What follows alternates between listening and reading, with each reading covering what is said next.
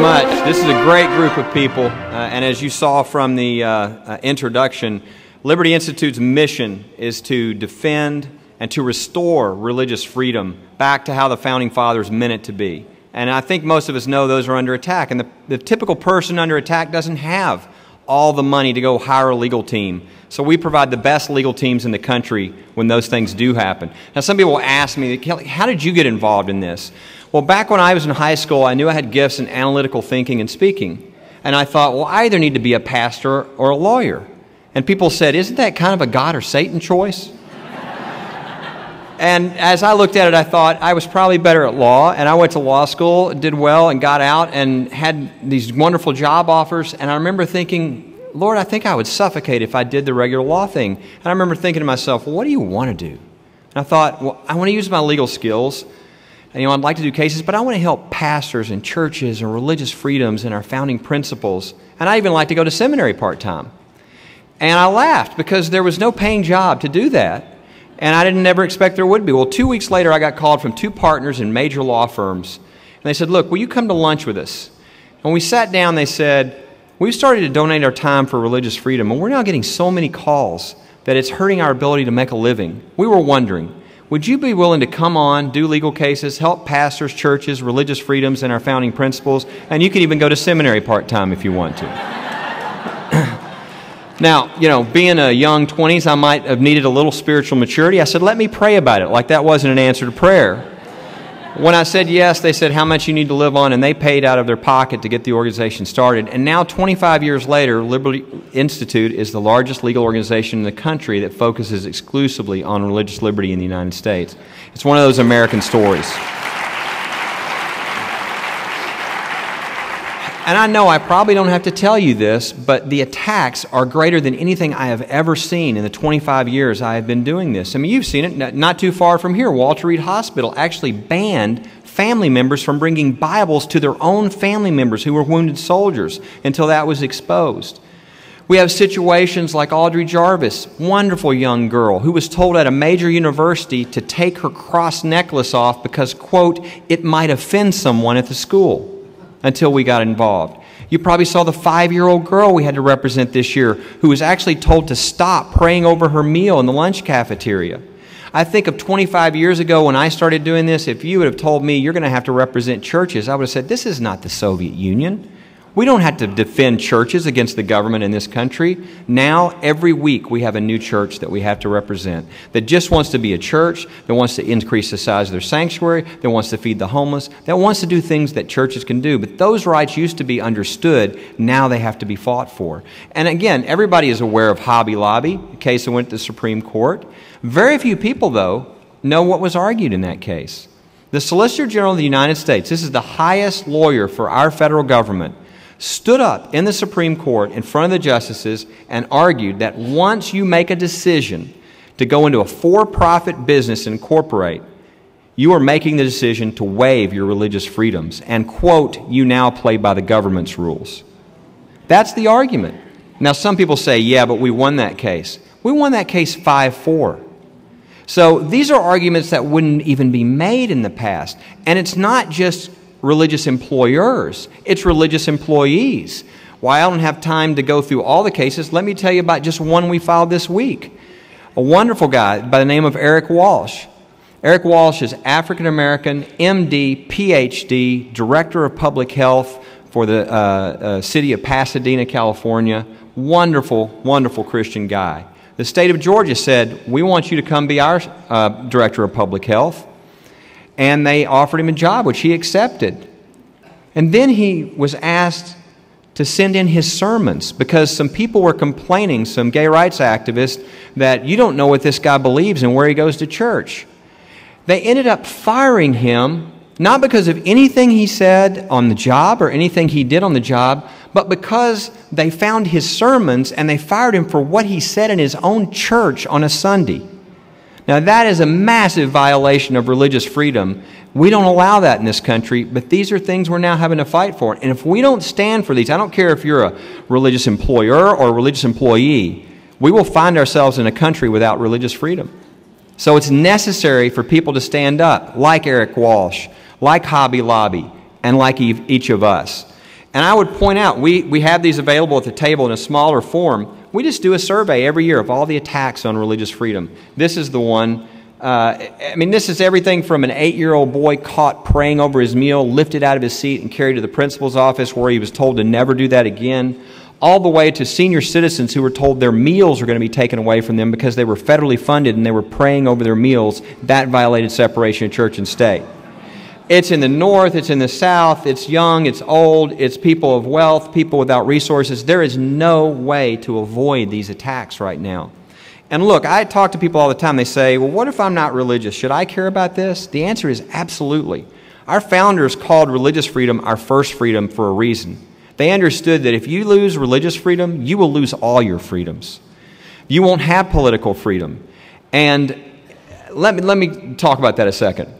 Do you really think that if the government's going to allow you to talk, if they're not going to allow you to talk about your faith or where you go after you die or how you should live your life now, do you think that government will allow you to criticize the people running the government? I mean, the one thing that totalitarianism will never allow are citizens who hold an allegiance to one higher than the government. So whenever totalitarianism comes in, the first flashpoint, the first spark is always an attack on religious freedom. And that's why the founders understood when this starts to happen, it means you're about to lose your country if you don't get things under control. Which is why religious freedom is the very core. It's the reason people got on boats and came to this country. And if we lose that, we lose the United States of America. So we've got to be willing to fight. And look, I'll give you one example of how quickly it's moved. And that's just take the military, our cases in the military. A lot of people have heard about this case, the Mojave Desert Veterans Memorial, put up in 1934 by the hands of World War I vets who just simply wanted to remember those who had given sacrifice for their country. It's a 7-foot cross with a little plaque on the bottom that says, "For the dead of all wars." Sat there for 70 years until the ACLU brought a lawsuit saying, you have to tear this down because this is a cross and it's on federal land. Unbelievably, at the District Court and Court of Appeals, Federal District Court and Court of Appeals, they said, tear it down. Let me show you a picture of what the court ordered be done while it was on appeal to the Supreme Court, assuming they have that picture to display. I mean, if you can tell, that's that Veterans Memorial, that cross with a bag around it, with a chain around the bottom and a padlock. And that's in the United States of America. Now, some people will say, oh, Kelly, why are you making a big deal about this? You won that case at the Supreme Court. That cross is now back up. The ACLU lost, you won. Yes, we won 5-4. 5-4. I want you to see that picture. You change one justice, that picture is the law. Which is why there's a lot of work to be done. Now, some people, and you think, well, at least that's over, these attacks on veterans memorials. No. We've got 6 more of these cases around the country, including the Mount Soledad case. And so I want to show you a quick video on that case.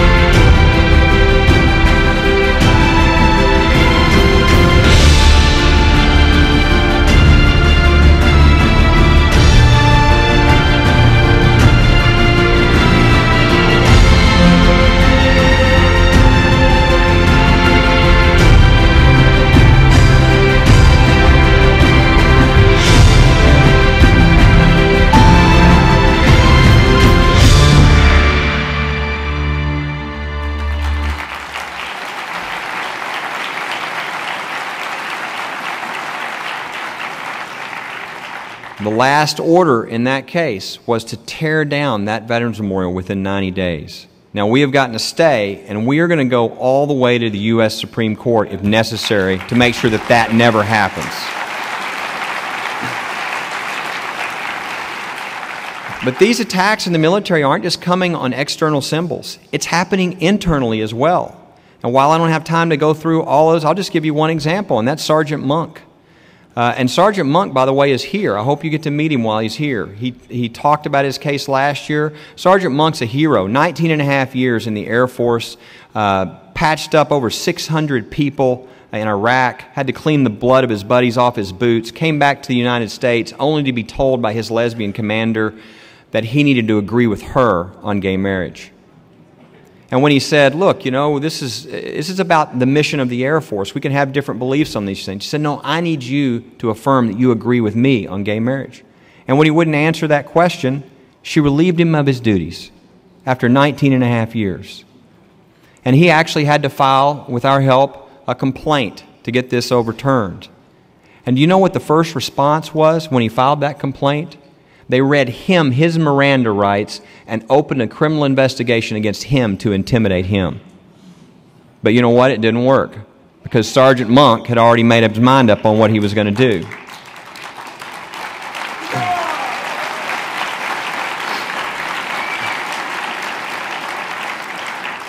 And he was recently awarded a medal for his distinguished service over and above normal service for this country.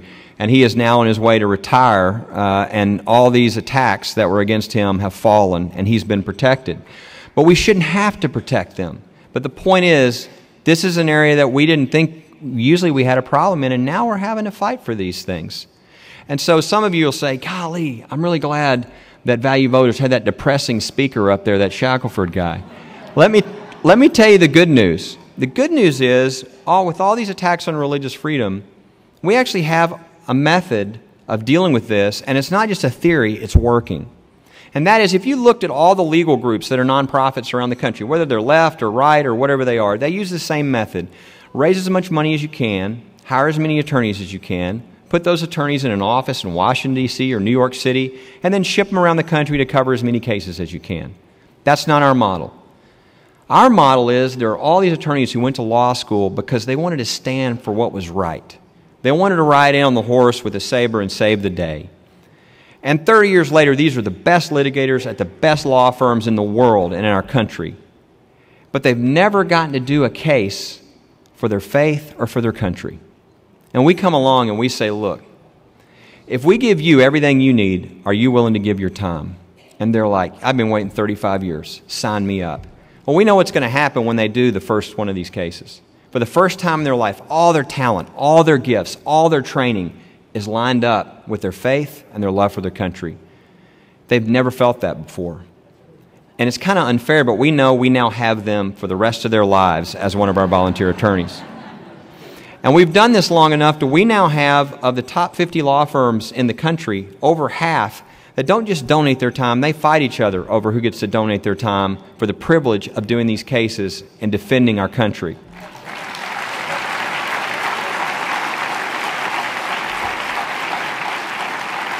And the result of that is twofold. Number one, for every case we spend, for every $10,000 we spend on a case, we get $60,000 donated from these attorneys. We're able to multiply the resources. Additionally, if you look at the nonprofit legal groups and their win-loss record, 50-50, win a case, lose a case, win a case, lose a case. If they're very good, maybe they're 60-40. Our win rate now for 12 years straight has been above 90%.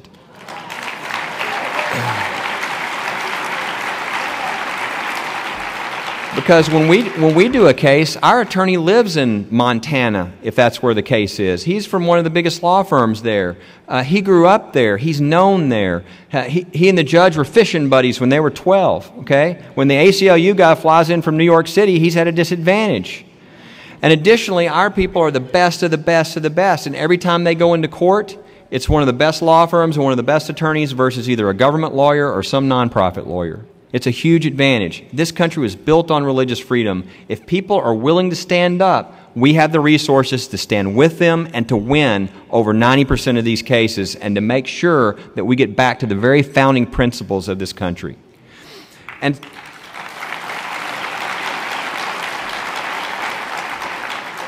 I want to encourage you, as we started this effort, my group started originally out of a little state called Texas. And we were just planning to be Texas. But when you start winning 90-something% of your cases, people start asking you to do your cases elsewhere. And we knew we were being spread all over the country. And so we began to go national and to grow rapidly because there's so much need, so many people that need help. And I would ask you, if you could do us a favor, to be our ambassador, to let people know that there is help out there. They can go to our website and see what their rights are. They can get a copy of all the attacks around the country. And so I would encourage everybody here, there's a few ways you can do that. Go to libertyinstitute.org when you get a chance. Make sure you're involved. You'll get an email every week on what cases are going on and the most important ones in the country. Go to our booth. You can get a small copy of one of these with all the listing of the cases. You can even get a copy. At 5 o'clock, I'm going to be signing my book, which we're giving away for all of y'all for free if you want to come get one, called Supreme Irony. And I just want to end with a story. That is, a number of years ago, I was minding my own business, eating lunch, looking at my newspaper, and I saw something I'd never seen, which was senior citizens holding picket signs. And I thought, well, that's unusual. And they had been told they could not pray over their meals in the senior center, and they couldn't sing gospel songs on the piano in the back. And I had a young guy fresh out of the military who just started with us. I put the newspaper down. I said, let's see if we can help these people. Before I could finish my sentence, he was peeling out of the parking lot on the way to the senior center. He gets there, and they say, look, we're the has-beens, we're the nobodies, we don't have any power in this town. There's these 4 guys on the city council. They control everything. We never thought anybody'd help us, much less lawyers for free. So this young attorney comes back to me and he says, okay, this city doesn't deserve to be warned. They should be destroyed. And I said, no, we're a Christian organization. We're going to send them a letter, tell them it's this Constitution thing they really ought to read and try to get this corrected. And they decided to fight us. So we had a press conference, and I had all the seniors behind me. And at the end, I said, does anybody want to say anything? Well, from the end comes Barney Clark. Barney is 77 years old, fought World War II, has a bolo tie, a western suit, and cowboy boots. He walks up and he says, I fought World War II for these freedoms, and I ain't going into the corner to pray. They can arrest me, long as it says what I was arrested for praying. He turns around and walks in the back. Well, about an hour later, we had a call from Bill O'Reilly's producer saying, we want the guy in the hat. Starts Barney's whirlwind tour. He testified in the Senate, which was his first plane ride. He'd been in the Navy. Short story is, we ended up winning this case. We won an injunction. They could never interfere with their praying over their meals again. They could never interfere with their singing gospel songs. We even won a little money so they could hold a celebration party in the senior center. But my favorite part was what happened after the case. And that is, everybody in the city watched the so-called powerless seniors beat the powerful 4 city council members. So they all decided, well, let's hold a recall election, and they threw all 4 of those people out of office.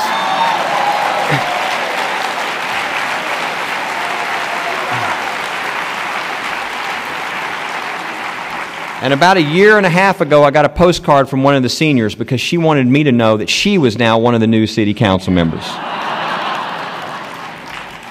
Sometimes we sit around and think, what can I do? I'm one person. We can do anything we want in this country if we're willing to stand up, just like those seniors did. God bless you. Thank you for having me.